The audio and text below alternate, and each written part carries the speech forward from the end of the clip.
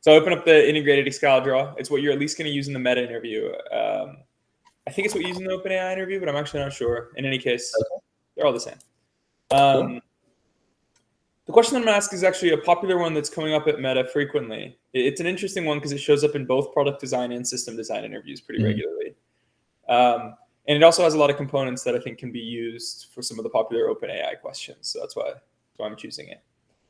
What I want you to do today is that you can imagine yourself working on Instagram. Okay. And you're responsible for adding a new post type. We're going to call it an auction post. And what it is it's supporting the ability to auction off items on Instagram. And so to make this as specific as possible, like you can take your, I don't know, one of the t-shirts that you have back there in your background, and you can sell it on Instagram. And so you can imagine an auction post that says this t-shirt, and people who are viewing it can make bids for your t-shirt. They can make a bid for $5, the next person $6, $7, etc. You know how a general bid and auction house works. And then to start to make it simple, and we might expand on this later, but we'll say that auctions end just at a certain time and day, at a certain date time. So at a certain date time, whoever has the highest bid wins the auction and thus wins your item.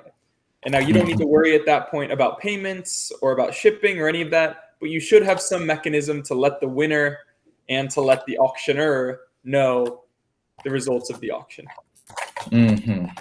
So I'll stop there. Kind of feel free to format that into some nice functional requirements and be on your way. And I'm going to start our timer in the top right. We'll have 35 minutes. Okay, totally. So for this Instagram auction post functionality, let me try and pin down the core functional requirements here based on the description. So first, I think that a user is going to need to be able to create an auction. First of all, create an auction post. Just to clarify, is an auction post just going to sell one item in one post? Good question. Yep, one item. Okay, one item to be sold in an auction post. Next up, we are, of course, going to want to allow other users to submit bids on an auction. Okay. And last or third, I think we will need to determine and notify auction winner at the end of the auction. I think that seems to be the core. I want to ask if we need to worry about things like having the auction appear on people's Instagram feeds. So in terms of feed generation, we'll say another team handles that. You should probably have some endpoint to given an auction post ID, be able to render or view that auction post. But how it shows up on the feed is not really your problem. Good question. Okay, got it. So I'll just put that below the line here. And just walking through this again, make a post, submit bids, pick the winner. This seems like what would be core to the system. Does this seem okay to you before I move on to non-functional? Looks great. Okay, thanks. So now let's go through non-functional requirements. So for the system, all right. So I think that we are definitely going to need strong consistency, at least in the part of this system where users are submitting bids, so that we don't end up with two users who submitted the same amount. We won't probably want to tie break by whoever got their bid in first in the case of equal bid. And we definitely don't want any rights to be kind of trying to catch up. So I'll just note consistency, strong consistency for bids. Next up, I think that it would be good to get a sense of the general scale of the system for scalability. Would you be able to give me a sense of how many auctions and either people or bids will be having in the system? Yeah, we'll say that there's like tens of millions of auctions ongoing any given day. Okay. Of course, the total scope of users for something like Instagram is on the order of billions, but most of those users obviously won't be creating auctions or participating in auctions. So we'll say around 10 million. In terms of bidding, instead of giving you a concrete number, I want to kind of point towards an interesting observation, which is that the overwhelming majority of users aren't going to bid, but many are going to view. And this might actually add to a functional requirement for you, which is that I want you to consider the experience of a user who's viewing an item, whether they intend to bid or not. They probably want to see the bids coming in. Okay. And this is particularly important if you are going to be bidding, because you don't want to have to be refreshing your screen to see what is the highest bid now so I can do something bigger, especially at the end. You want to have some live ticker of the bids as they're coming in. And then you can imagine a Michael Jordan jersey. It's popular in the millions of dollars. Nobody's bidding on that but 3 people. It's expensive. But a lot of people are viewing it, excited to see what the end kind of top bid will be. Got it. Yeah. Thanks for pointing that out. Then I think the functional side of what you were talking about would be users can view latest bid on an auction in real time.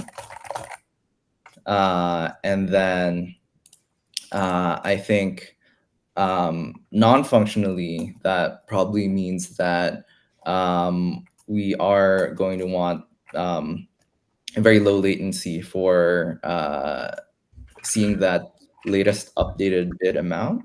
So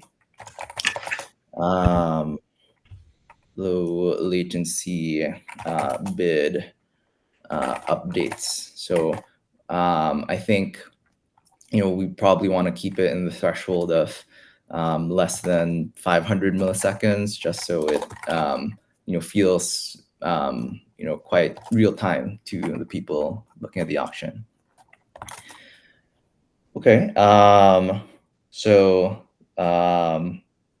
I think we the system as a whole, we want it to be scalable, up to 10 million auctions a day. I think the implications of this we can probably calculate and go over within the system as we design it. I'll also just note that, which you pointed out, that we're going to have a pretty high read volume. Okay. And bids, notifying the auction winner.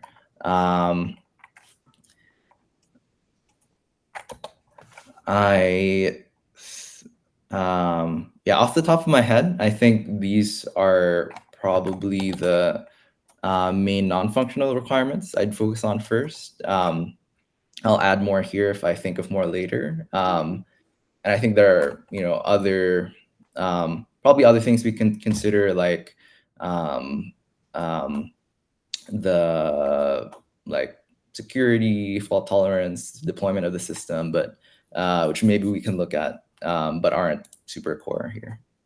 Sounds great. Let's do it. Okay, great. So moving on to kind of a high level, or before I step into the high level design, let me just lay out some of the core entities for the system. Just a brief outline. So yeah, the things that we're going to persist and transfer throughout our system. So, well, of course, there's probably going to be a user. Our auction entity is going to be core here. We're going to want the concept of a bid as well.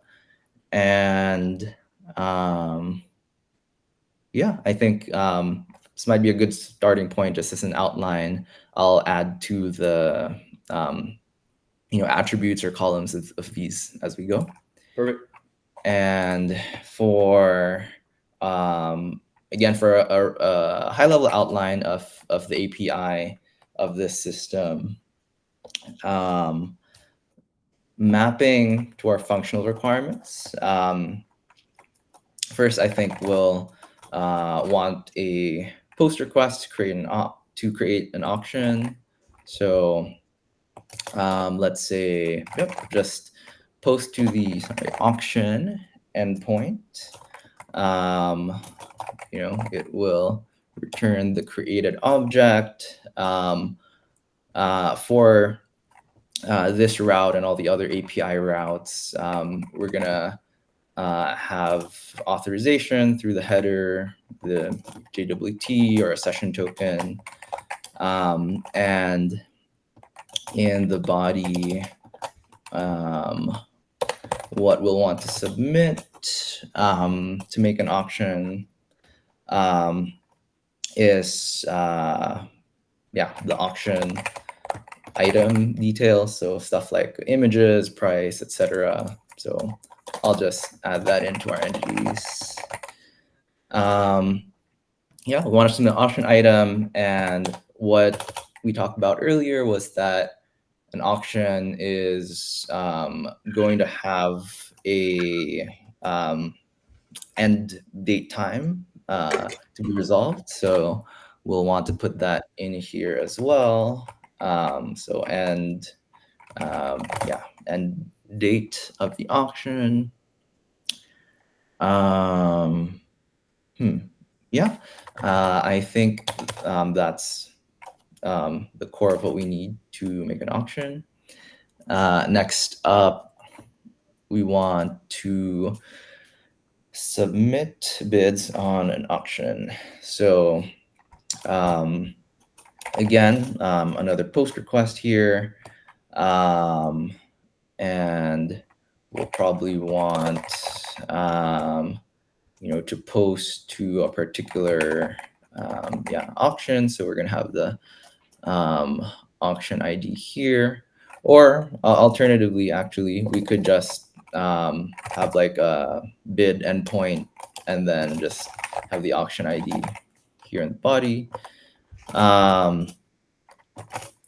And it'll just give you the new bid object.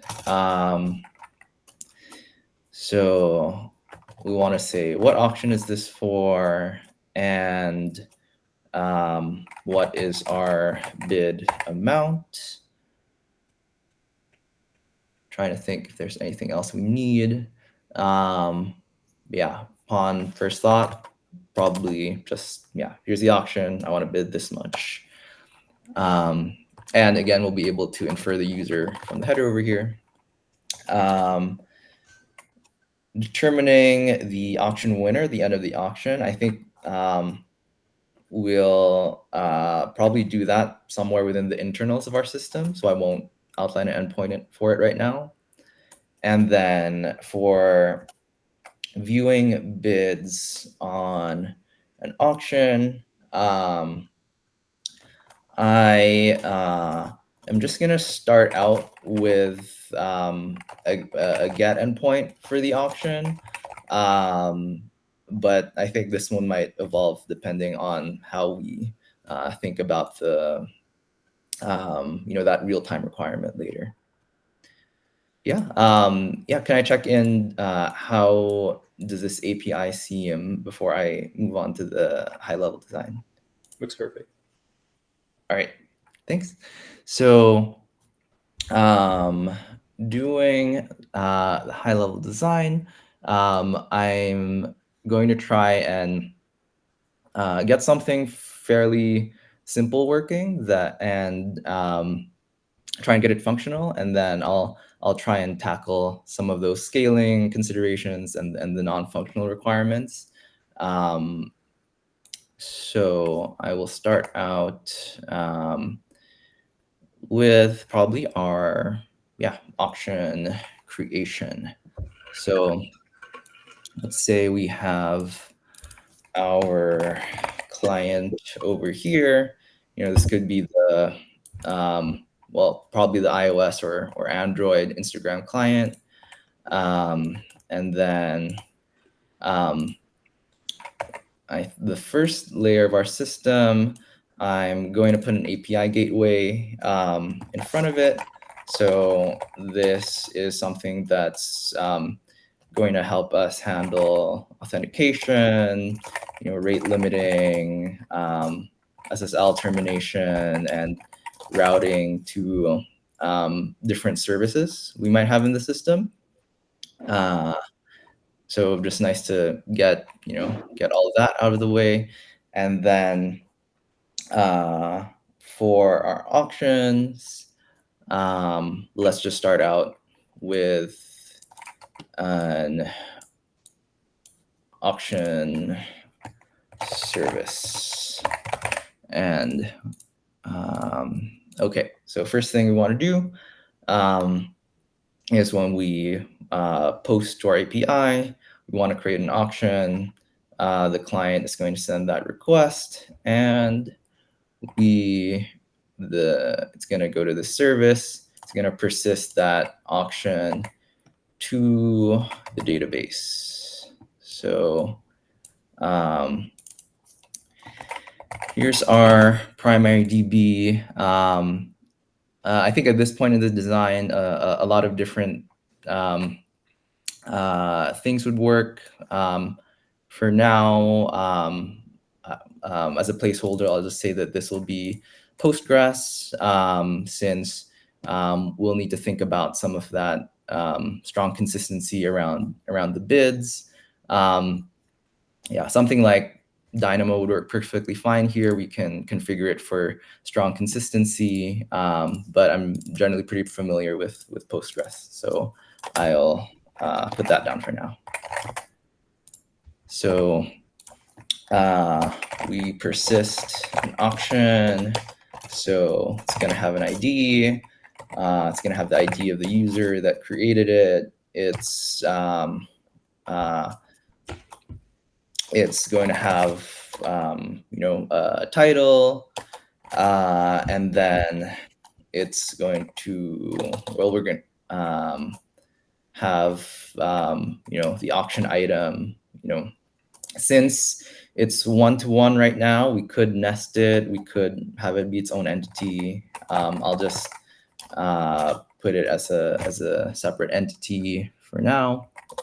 So an ID, name, images. I think images here, we'd probably have some blob storage URLs for the images.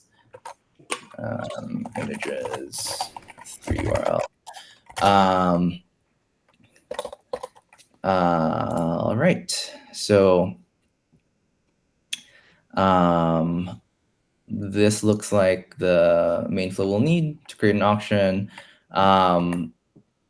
Like you mentioned, I think we can assume there's some sort of feed service, that some other team's maintaining, and that can, grab some of these auctions and populate a feed. So in terms of number one, create an auction. We have a simple flow working. Number two, users submitting bids on an auction. Very similar flow here. Send the request in, create auction, create bid. Create the bid. Also persist it in our primary database. ID is associated with a particular auction. And we're going to have the bid amount. And then, okay, now on to the next set of functional requirements. We have to figure out a winner at the end of an auction, and and then view the latest bid in real time. So to figure out the auction winner, and yeah, I missed the end date time over here. You got one easy missing field on your bid too. I know you know it is just a mistyping, but look close. Bid auction ID. I'm gonna close my window, trash guys. Oh yeah, no worries. Yep. The user that made the bid. There you go. Yeah. Okay, so we were talking about figuring out the auction winner at the end of an auction. So again, just a naive, straightforward approach to start out with. I think we can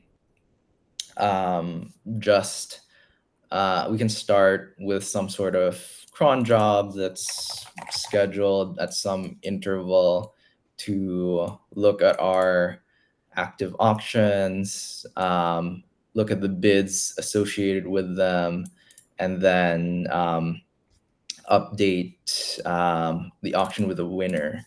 So we'll want a status for our auction. So, is it active or is it complete? And we'll also want, an auction, auction winner, which is just one of the users. In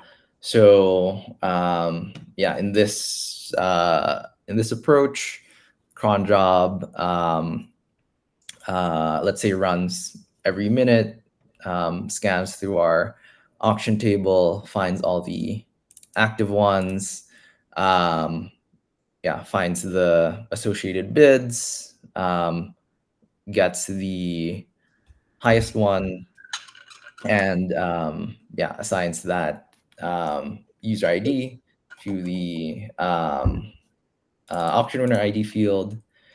And I guess the notification, we can have some sort of notification service. Yeah, that's great. Feel free to abstract that. I don't actually care about how the box there is great. Apple or Android push to the client, saying auction one notification. And I guess one other thing to note here in the bid submission is that when we do create the bid, we're going to want to compare the current timestamp versus the end date time, and just reject that bid if it's past the end date, and also also send a rejected status if it's lower than the current highest bid. But we could persist that bid anyway for analytics if we wanted, but we'd notify the user that your bid is below the highest bid. So with that, I would also just add a current highest bid to the auction. Okay, so now Just quickly before you go to that last one, I love the consideration that you just mentioned. By adding that line, you introduce a potential consistency issue. And so walk me through how you're going to guarantee that if I were to query your bids for a given auction, that the highest bid I got there would be the same highest bid that's on the auction entity. got it, right. So we want since Postgres has ACID properties, we'll want to use a transaction when we create this bid to make sure that the action of checking the submitted bid versus the current highest bid, creating that bid, and then updating that field in the auction all happens within one transaction. We can set the appropriate isolation level, like serializable, to make sure that there can't be any race condition here. Perfect. All right. So getting to our last listed functional requirement, we want users to view the latest bid in real time. So the brute force solution here is just have the clients pull the auction service, get auction, get auction, get auction. But that is going to introduce a ton of load that probably won't scale with the number of users and auctions we have going on every day. So a couple thoughts, just thinking out loud. One thought is thinking about caching on our database, though I'd probably dismiss that because our bids are going to be changing all of the time. So cache won't really help us here. Next thing I'm thinking of, since it's kind of a client wanting to see a bunch of updates to something in real time, makes me think of more of a long-lived connection, something like server-sent events or WebSockets. Server-sent events would probably be the better approach here, since it's a one-directional communication. And WebSockets has additional overhead that we can avoid since we don't need it. So if we wanted these clients to have this SSE connection, we'd want to feed it with these bid events as they happen. So I'm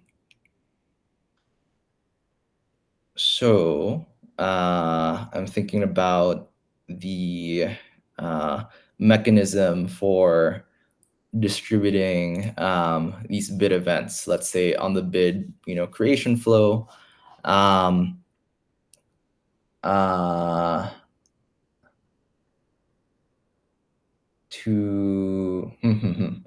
So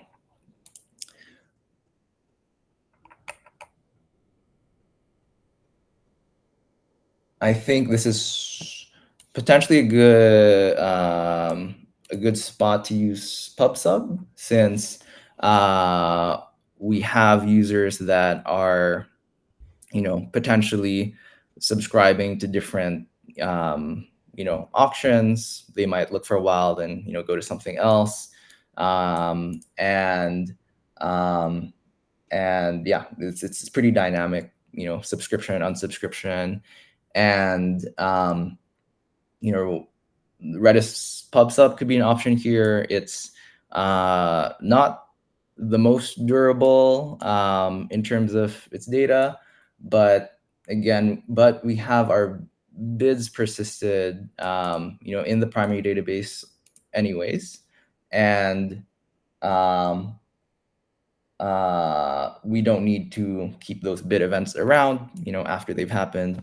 So I would add Redis pub sub component here. And so when the client, just thinking through the whole flow, when the client wants to see the auction bids in real time, first thing it's going to do is get a SSE connection going. I would make another service for this, so we can scale it independently of the create auctions and create bids. So let's call this the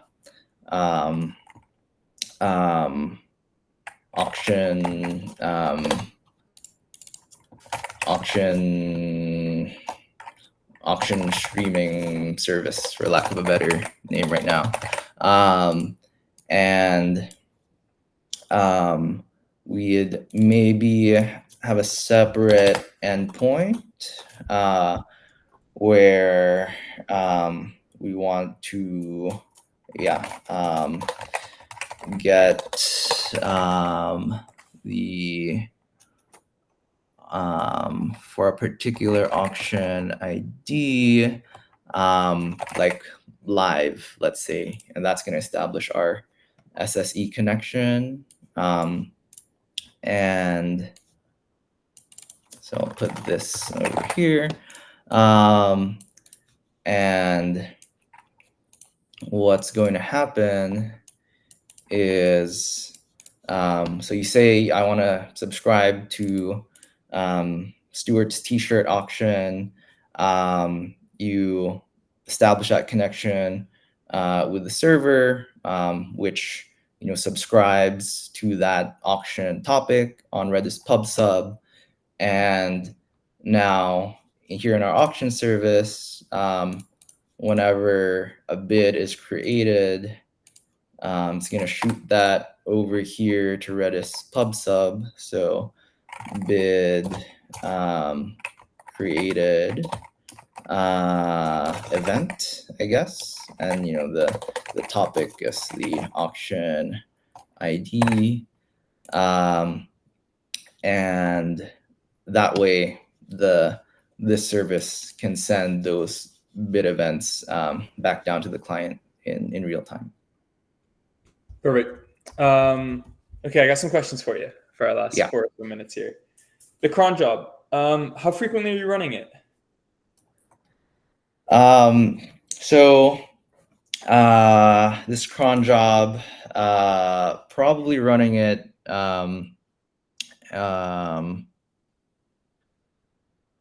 every every minute or so. I guess that would mean that whatever interval we run it at is kind of the delay between an auction ending and someone receiving the notification. So thinking about how to make that better. How do you make it no delay, or at least as minimum of a delay as possible? Right. So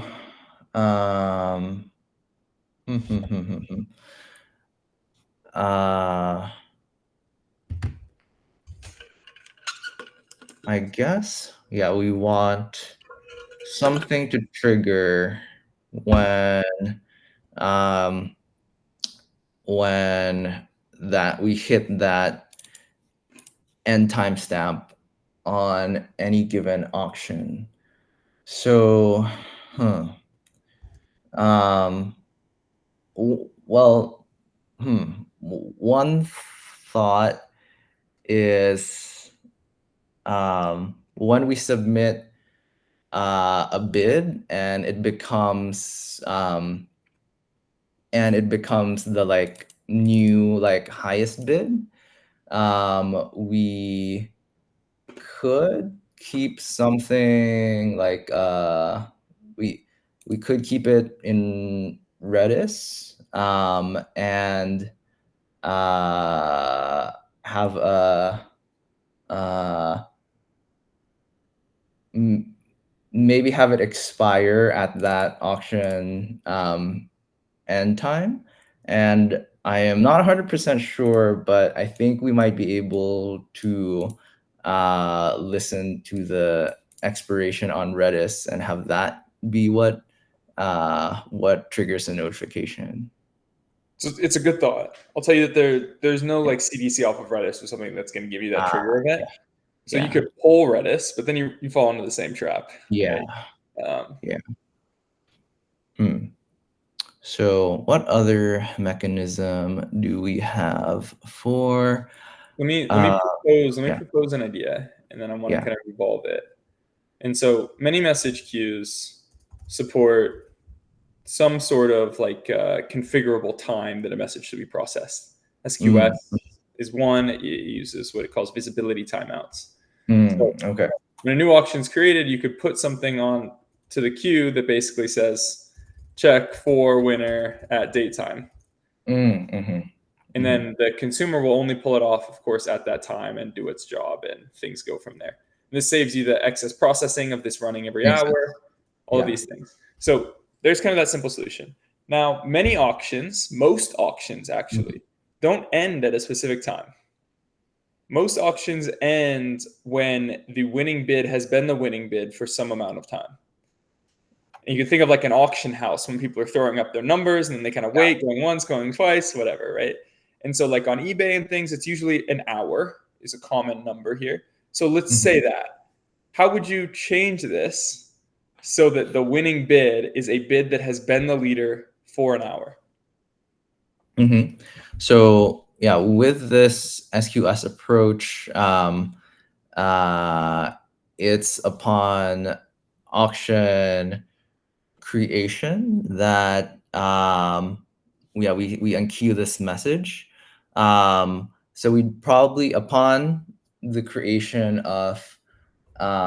each of each new highest bid, I think we can just send and queue another message that says, in time plus 1 hour, check for winner.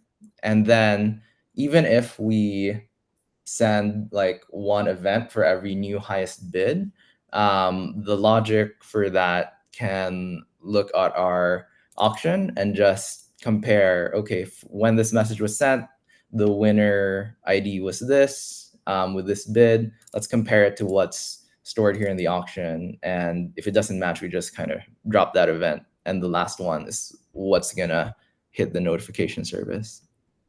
Perfect. All right, break. That's 36 and a half minutes, consistent with what you'll get in the majority of the large FANG interviews, the Metas, the Googles, etc.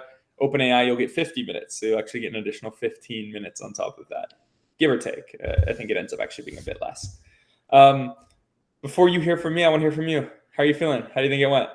Okay. I think I was able to follow kind of the delivery framework, which definitely helped keep things structured. I was kind of checking the time. I think the functional, non-functional core entities API part went pretty all right.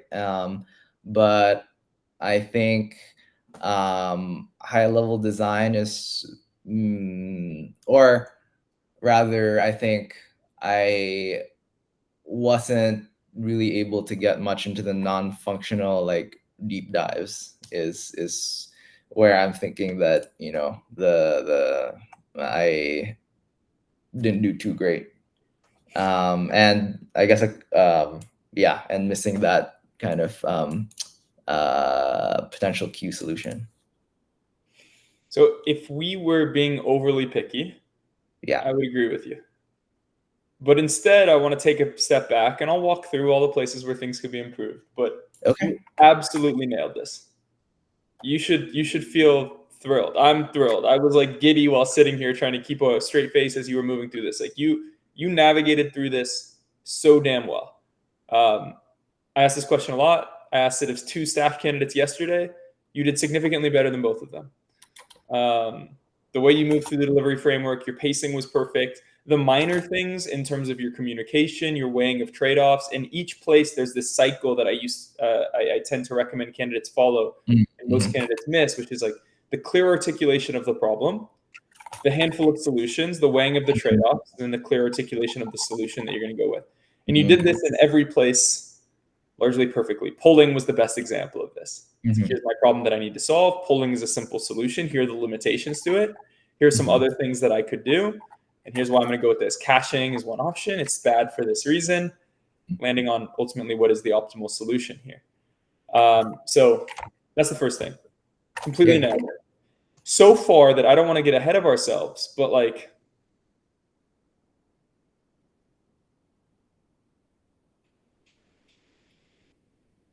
with the amount of time that you have, I'm 100% confident that you could nail staff system design interviews.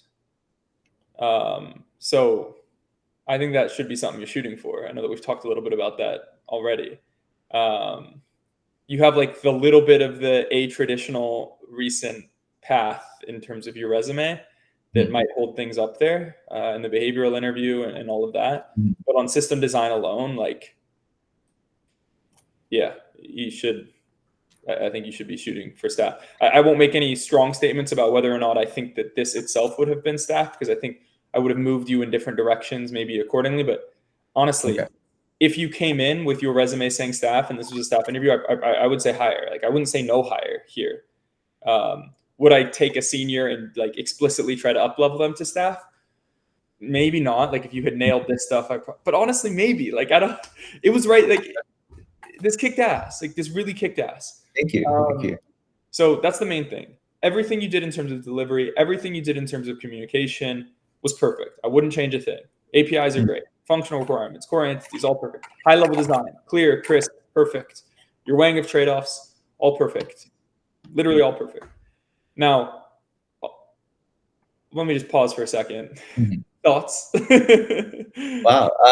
Yeah, I mean, it's so great to hear that feedback. Yeah, especially since I've been hearing your voice like on YouTube videos nonstop for like the last week or two.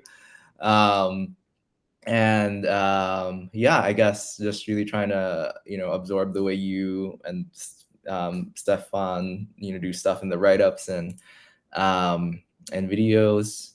I guess I did think that the first part went pretty well. I guess I'm pleasantly surprised that you said it went really well, given that I didn't feel like I got to go into the non-functionals. So I was thinking in the back of my head when we were ending that, it's like 34 minutes and maybe we can talk about one non-functional to deep dive in. So I was like, okay, maybe I got like a senior pass, but doesn't venture into staff. So in my opinion, you nailed 2 of those 3. You got strong consistency. You mentioned the importance of ACID properties on Postgres. I had to ask, but you mentioned the need for the transaction in order to keep those 2 things consistent. Perfect. You also went into like some of the error handling if bids come later than the time or lower than another one that came in. There's some nuance there. So I was satisfied with consistency. Low latency, you did this. You got PubSub, you have your action streaming service. They're coming in real time with SSE. Nailed it. We didn't end up talking too much about scalability, but for what it's worth, that one's a little bit less interesting. Actually, the non-functional requirement that I would have added and that would be important here would have been durability. You mentioned it, and your justification there was true of most systems. It's like all systems need these things. They're not a focus, whatever. For this system, I would argue that durability, maybe durability / fault tolerance, depending on your lens, is uniquely relevant. Because what's a worst case scenario here? That somebody's bidding for that Michael Jordan jersey, they put in $1 million bid and we drop their bid. That'd be horrible, right? Then we have like some argument about who won the auction, somebody did, and we, that all would be terrible. And so the way that I would rectify that, and of course you're going to need workers on either side. So like, I'm drawing this as an abstraction. I'd have some queue here. And And so as bids are coming in, we're putting bids on the queue. This is going to maintain some sequential ordering of them as well to handle the things that you were mentioning prior. It'll maybe add a tiny bit of latency, but like instead of a queue, we're thinking of this more as a stream anyway. So there shouldn't be a lot of added latency. But that'll handle our durability because we'll have retention there. If for some reason things break over here, we can always just look back to our queue or our stream and see who actually won, right, for debugging. So that's something that I certainly would have added or would have been interesting to talk about. When it comes down here, yeah, you didn't think of a solution that would work beyond the cron job. So like that would hold back a bit, but I wanted to see how you would evolve it to that harder solution, and you nailed that. So that was great. This is an interesting, let me kind of spend a moment here because this is an interesting pattern that shows up in a handful of system design interviews, which is that like you need to schedule something to happen at a time. Yeah. And there are tools to do this. Like the most common is these job schedulers, and these job schedulers usually work on top of a queue. And so like you have your RabbitMQ has plugins for this, SQS has visibility timeouts. There are like bespoke solutions that exist. They all work on top of a queue, and they're all some notion of like I'm kind of regularly pulling a queue at frequent intervals with some whatever. But they end up, how they achieve it, I couldn't tell you in great detail. But they achieve this thing that you're looking for. And so it's good to know about. Now, another one that is a couple things that I'll mention is that your solution to the follow-up question was perfect. Put them all in the queue in an hour, pull them off and see if they're still the winner, right? And if they are, they won. Perfect. Another thing that you can do, and this is like, there's no native support for this in SQS or Kafka, but there are services that exist for this. You could also build them, like Spanner is one within Google, I think, that they use. But it allows you to like update a record in a message queue. And so in the case of SQS, it's in memory. So it probably should be able to support this. It doesn't. Kafka is on disk. It's a little bit harder. But what you can imagine is that like what's actually on the message queue persisted is a pointer to some information that's easier to change. And so what you could imagine is that you put a message on the queue that says, John wins in an hour if still leading. And then when the new bid comes in, as opposed to leaving this on the queue and adding a new one, you just go find this record in the queue for this auction ID and update it to now Tom wins if leading in, and then update it to the new hour, right? So it's like the exact same thing, but it's this concept of you're updating the record as opposed to adding new records. I have no preference as to which is better. That's just an option. And then another really cool one, which could just impress your interviewer, and just because you and I have the time, I'm going to throw it out there. It's also just like a really cool technology. Have you ever heard of Temporal IO? So I've seen it mentioned, temporal and cadence in some of the write-ups, though I did a brief skim and I didn't quite get it. So it would be great to get your... So Temporal's sick. We use it extensively, actually, at Hello Interview. It's used at Facebook. It's used at all the big companies nowadays. It's kind of like became all the rage. And Temporal does two things. I'm going to mention the first, which is slightly less relevant to this solution, but I think the context is necessary, and then I'll mention the part that's relevant. And so what it kind of bills itself as is durable execution. And all that means is that it's essentially a job scheduler that has built-in durability, such that you schedule some code that needs to run. This is a workflow.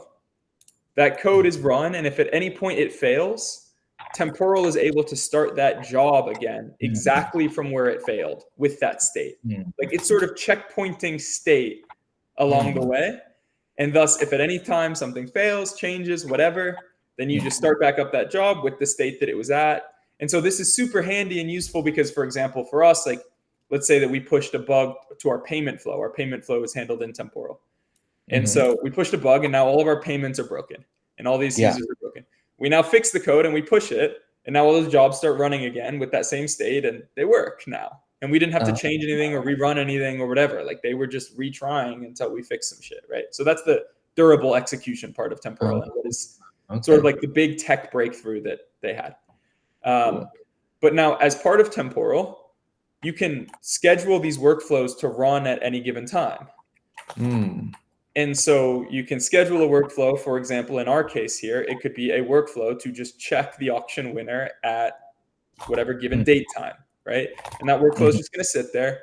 and then it's going to execute at that time, run your code to check who the winner is, and then do it. So great. So that's how that would work there. And then in terms of the kind of harder follow-up solution here, Temporal also supports, very similar to what we just talked about with the queues, it calls them signals. But it's basically like you can go talk to a workflow while it's running and tell it to do something different. And so like you can have a workflow running who in its current state is, I'm going to in an hour from now, check if John is still the winner, right? Or in an hour, I'm going to notify John that he's the winner is what you're going to do. And then you can send it a signal and say, hold up, things just changed. Now, in an hour from now, tell Stuart he's the winner. And it'll say, okay, let me just update my internal state. Now I know what's going on. So that's how that works. It's a bit more, I think it's an interesting thing just for you to know as an engineer to use one day because it's cool. And it might be something that in some of these solutions you can introduce and maybe they make more sense in the context of those answer keys now. But does that make sense like at a high enough level? Yeah. Questions about it? Just a bit curious with kind of the restarting with the state. So like if the workflow is a piece of code, there's a bug somewhere while we're processing like payments. If we change some of that code and it like restarts, I'm trying to wrap my head around how does it restart, kind of at the start of the function, or like what is that state that like carries over, I guess? Yeah, good question. So it knows basically the actual way that it works is something like this. And so you have this general server. This can be hosted in the cloud. They have like Temporal Cloud, or you can host it yourself, but most people have Temporal Cloud in the server. And it's doing all the fancy stuff. It's managing state, it's checkpointing, all of these things. So like it knows I have job 1, 2, 3 that I need to run. And so then these workers are code that like you manage. So these are our own servers and our own workers and whatnot, and they have our code on it. And so this thing basically just says to this worker, like, hey, I need you to run job 1, 2, 3. And it doesn't even necessarily know what job 1, 2, 3 is. The worker does. We wrote that code and it's going to run that. And when we wrote the code, the abstraction here is that all of this code is called a workflow, but it's broken down into a number of activities. And you can just think of these as like functions. And so you have one big workflow and it has several activities. And we explicitly, when we write the code, specify those activities. And those activities are the checkpoints. So this guy runs the first activity, and after running the activity, it tells this guy, activity 1 is done, and here's the state that was the output of activity 1. Okay. And so now it stores it that like job 1, 2, 3 is on to activity 2, and this is its current state. And so now if this worker got deleted for some reason, then this guy's just going to go tell it, hey, we didn't finish running job 1, 2, 3. I know that. And we were at activity 2 with this state. So start back from there. So now it's going to run just from activity 2. Okay. Gotcha. Does that kind of make sense?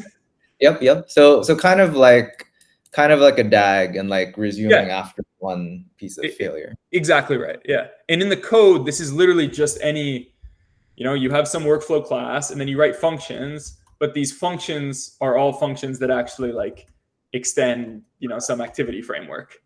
So you just kind of wrap them in that way, and then it handles all of the rest. Gotcha. Cool. So in a way, is it kind of taking normal server function code and like orchestrating it as if they were like Airflow DAGs, something like that are resuming? Exactly. Okay. That's the perfect word. Cool. They call themselves durable orchestration. Okay, cool. So the alternative to a message queue where we'd have, some more complicated mechanism to work with the visibility timeouts or whatever, we could just say, like, let's put it on temporal and give it, a particular point in time to run this code, run this workflow. And in the case of changes, we can also have like, a signal that we specify, and we can just like hit it with an update. Yeah, exactly. So you would basically, this thing itself is implemented with a queue and whatnot. So it's all like kind of similar. Okay. But your code would just be workflow.start, basically like at 10 p.m. And then Sorry, are you you give a typing workflow. somewhere? I'm not seeing Oh, sorry. I'm writing it under my workflow box thing here. workflow. So your actual code, like when you want to kick this thing off, it's like workflow.start. And then this thing takes in a handful of parameters, which could be like the time, it could be the workflow ID, that code that you want to run. And then in our case, like the auction ID, whatever. And so now this server has that information, probably stored in a queue. And then it's just at that time, it's going to go kick off one of these guys and be like, okay, here's the auction ID that you're supposed to run with that workflow's code. And then this guy's going to go do his thing.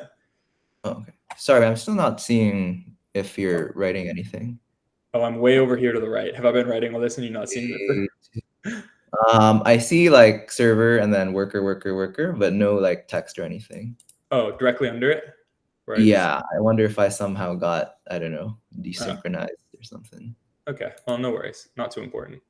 Okay. Workflow.start with some parameters. Okay. Strong hire. Questions, thoughts? What can I help? Cool. I guess, as far as continuing to prep, like, I guess anything you recommend in general. I still have like one or a handful of write-ups on Hello Interview to go through that, whole process, practice process. So I do plan to do that. But yeah, anything else as far as system design goes, you think I should do? I would do exactly what you're doing. Whatever you're doing worked perfectly. And I would continue to do that for the breadth. And then you can expand your breadth outside of the write-ups on Hello Interview. We have our 14 or 15 or whatever, and start to like pull some off of other resources like the System Design Fight Club, I think maybe is a decent one. Okay, system design. He has a tendency to over-engineer, so be critical through that lens. Yeah. But I would continue that pattern. And then as you start to get really comfortable there, start to layer on some more depth. And so this is where like there's a handful of technologies that are useful. These are in the key technologies page, right? And so like you're gonna need some cache, you're gonna need some database with ACID properties, you're gonna need some message queue, whatever. And so choose one for each of those. On the website, I think we have deep dives for a couple: Redis, Kafka, right? And so whether it's reading those, if we have one, or whether you chose something that we don't have, Postgres or something, just like go deeper. Make sure you know it really well. And this is staff, not senior. And so this is a place where like you can show a lot of technical excellence. You can say something like, I'm using Redis, and I know that Redis is single threaded, and I know that Redis has supports for things called Lua scripts, which allow us to, in a single thread, execute some given code as a transaction. And so I'm going to use that in order to update these different data structures at the same time. And that's going to satisfy my whatever, right? You see how like that's sort of a deeper novel thing to solve a solution that then shows the interviewer like this guy's been there, done that with some real technical depth. Gotcha. So I guess maybe the end design or like what's, there on the whiteboard might not be different, but kind of the way you're able to talk through it would be a lot deeper. Is that kind of the idea? Yeah, that's exactly right.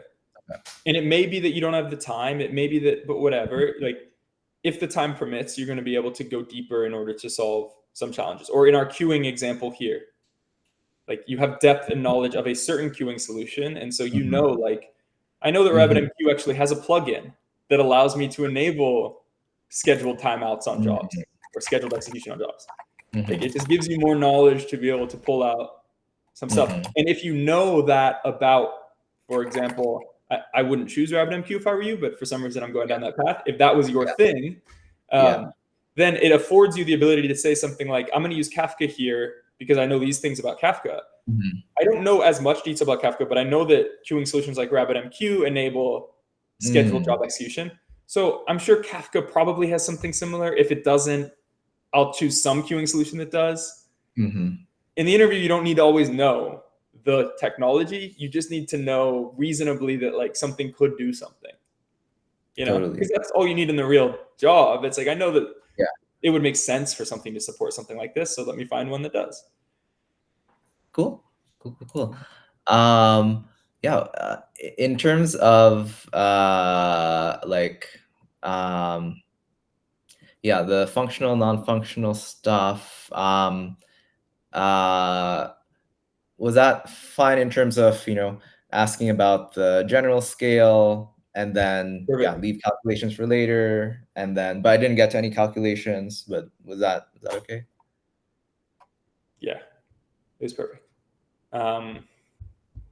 Like some places where I wrote a beige flag where Mm-hmm. calculations could be interesting, but like there's Mm-hmm. only so much time as an interview. Is that when you said topic was going to be auction ID? Yeah. This is like great and potentially possible, but while there's no technical limit on the number of topics, like in a Kafka queue, there is a physical limit. Like these are sitting on partitions. Partitions Mm. themselves are different log files on different brokers. And so there's not an infinite number of topics that you can have. And Okay. so 10 million a day topics, it's at Mm. that limit where it's like not necessarily unfeasible, but it may be an unnecessary amount of partitions in your broker, and it may need more brokers than needed. So it's like what you would probably end up doing there is that your topic or your partitions would be some hash of the auction ID to group them together, some modulo. And so I actually don't know off the top of my head, like what the math would be in order to determine whether or not this is too many topics. But it's one Okay. place that stood out as like, that might be right And around our edge. is that for both pub sub and the message queue, or just one of them? This was specifically for the pub sub. Okay, for the pub sub, we might For the message queue, you're fine. I guess for the bids, actually, you would scale in the second solution. In the first solution, you just have one message per auction, so it's no big deal. right. In the second one, you have more, and then scale becomes more interesting there. But I was specifically referring to pub sub here. And actually, I don't even know. Maybe I should know this. I don't know if Redis pub sub uses topics. I don't think they do. I think it's just partitions. Yeah, they don't use topics. That's just a Kafka and it says active MQ thing. Okay. They use channels. The channel, okay. So analogous, but and honestly, who would care? Nobody's going to hold this against you. But and it's in memory, so maybe there is infinite. I don't know, but it's one number that stood out as a little questionable to me, and I would probably research it after. Gotcha. Yeah.